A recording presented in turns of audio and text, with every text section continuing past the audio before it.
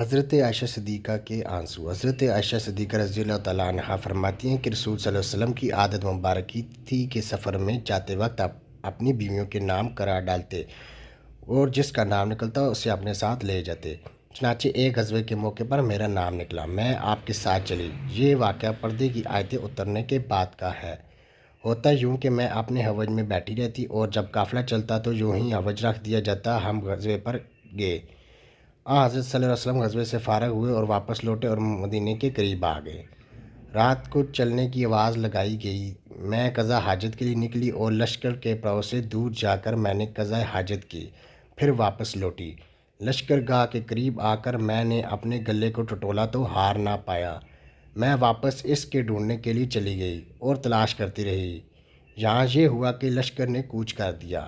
جو لوگ میرا حوض اٹھاتے تھے انہوں نے یہ سمجھ کر کہ میں حسب عادت اندر ہی ہوں، حوض اٹھا کر اوپر رکھ دیا اور چل پڑے۔ یہ بھی یاد رہے کہ اس وقت تک عورتیں نہ کچھ ایسا کھاتی پیتی تھیں، نہ وہ باری بدن کی بوجھل تھی، تو میرے حوض اٹھانے والوں کو میرے ہونے یا نہ ہونے کے متعلق پتہ نہ چلا، اور میں اس وقت اوائل عمر کی تو تھی۔ الغرض بہت دیر کے بعد مجھے میرا حال مل گیا۔ یہاں میں جو پہنچی تو کسی آدمی کا نام و نشان بھی نہ تھا، نہ کوئی پکارنے والا، نہ جواب دینے والا۔ میں اپنے نشان کے مطابق وہیں پہنچی جہاں ہمارا اونٹ بٹھایا گیا تھا اور وہیں انتظار میں بیٹھ گئی کہ جب آپ چل کر میرے نہ ہونے کی خبر پائیں گے تو مجھے تلاش کرنے کے لیے یہیں آئیں گے۔ مجھے بیٹھے بیٹھے نیند آ گئی۔ اتفاق سے حضرت صفوان بن معطل سلمہ زکوانی جو لشکر کے پیچھے رہتے تھے وہ پچھلی رات کو چلے تھے۔ صبح کے چاندنے میں یہاں پہنچ گئے۔ ایک سوتے ہوئے آدمی کو دیکھ کر خیال آنا تھا۔ غور سے دیکھا تو چونکہ پردے کے حکم سے پہلے وہ مجھے دیکھتے ہی پہچان گئے اور بآواز بلند ان کی زبان سے نکلا، انا للہ و انا الیہ راجعون۔ ان کی آواز سنتے ہی میری آنکھ کھل گئی اور میں اپنی چادر سے اپنا منہ ڈھانپ کر سنبھل بیٹھی۔ انہوں نے جھٹ سے اپنے اونٹ کو بٹھایا اور اس کی ٹانگ پر اپنا پاؤں رکھا۔ میں اٹھی اور اونٹ پر سوار ہو گئی۔ انہوں نے اونٹ کو کھڑا کر دیا اور بھگاتے ہوئے لے چلے۔ بسم اللہ کی، نہ وہ مجھ سے کچھ بولے نہ میں نے ان سے کوئی بات کی، نہ سوائے انا للہ کہ میں نے ان کے منہ سے کوئی کلمہ سنا۔ دوپہر کے قریب ہم اپنے قافلے سے مل گئے۔ بس اتنی سی بات کا ہلاک ہونے والوں نے بتنگڑ بنا لیا۔ ان کا سب سے بڑا اور بڑھ بڑھ کر باتیں بنانے والا عبداللہ بن ابی بن سلول تھا۔ مدینے آتے ہی میں بیمار پڑ گئی اور مہینے بھر تک بیماری میں گھر میں رہی۔ نہ میں نے کچھ سنا، نہ کسی نے مجھ سے کہا۔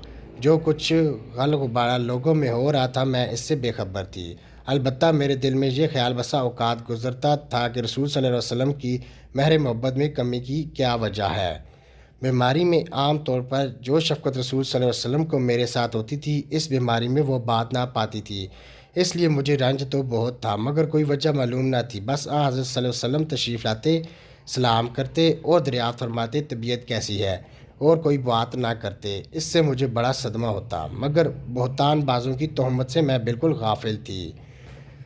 اب سنیے، اس وقت تک گھروں میں لیٹرین کا انتظام نہ تھا اور عرب کی قدیم عادت کے مطابق ہم لوگ میدان میں قضا حاجت کے لیے جایا کرتے تھے۔ عورتیں عموماً رات کو جایا کرتی تھیں۔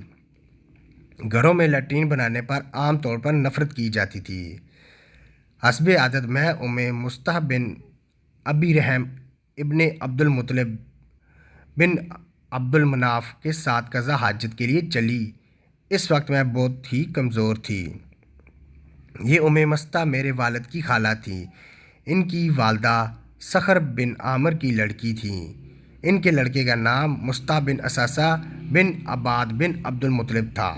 جب ہم واپس آنے لگے تو حضرت مصطح کا پاؤں چادر کے دامن میں الجھا اور بے ساختہ ان کے منہ سے نکل گیا، تائس مصطح غارت ہو۔ مجھے برا لگا اور میں نے کہا، تم نے بہت برا کلمہ بولا، توبہ کرو، تم گالی دیتی ہو۔